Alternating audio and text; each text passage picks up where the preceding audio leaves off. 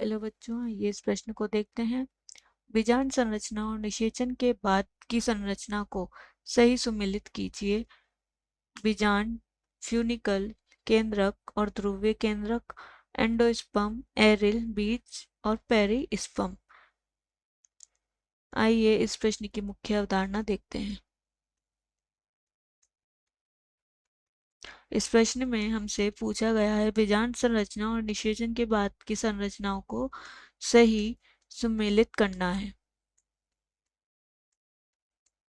आइए इस प्रश्न का हल देखते हैं। बात करते हैं हम निषेचन की। निषेचन की प्रक्रिया क्या होती है? निषेचन की प्रक्रिया जब भ्रूणकोश या एम्ब्रियो सेक में भ्रूणकोश या एम्ब्रियो सेक में क्या होते हैं? ध्रुवीय केंद्रक होते हैं और इन ध्रुवीय केंद्रकों से ही क्या होता है? एक स्पर्म न्यूक्लियाई का जो है फ्यूजन या हम बोल सकते हैं संलयन होता है। और इन संलयन जब होता है तो इसी क्रिया को हम बोलते हैं निषेचन। इसमें बीजांड संरचना और निषेचन के बाद की जो संरचना है उनमें कई परिवर्तन होते हैं।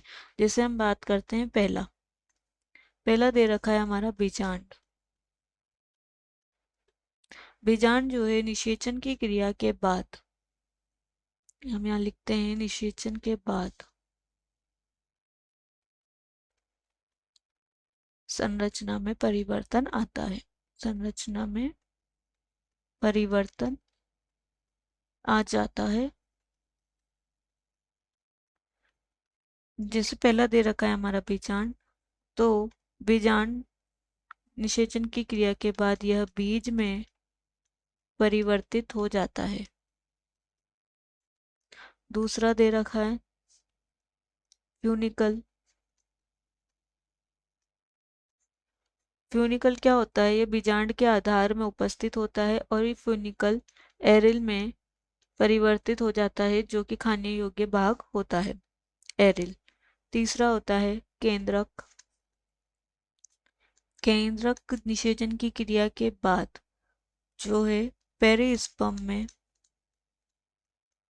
परिवर्तित हो जाता है और ये जो केंद्रक होता है ये बीजांड के अंदर उपस्थित होता है, बीजांड के अंदर होता है। चौथा दे रखा है मेरा ध्रुवी केंद्रक।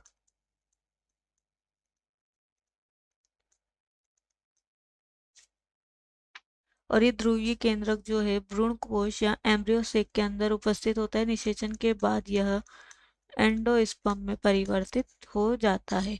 बात करते हैं हमारे विकल्प की। बीजांड बीज में परिवर्तित हो गया, फ्यूनिकल एरिल में परिवर्तित हो गया, केंद्रक पेरिस्पर्म में परिवर्तित हो गया और ध्रुवीय केंद्रक एंडोस्पर्म में परिवर्तित हो गया। तो ये यहाँ पर इस क्रम में है, अतः विकल्प सी इस प्रश्न का सही विकल्प है। आशा है कि आप इसे अच्छी तरह समझ गए होंगे। धन्यवाद।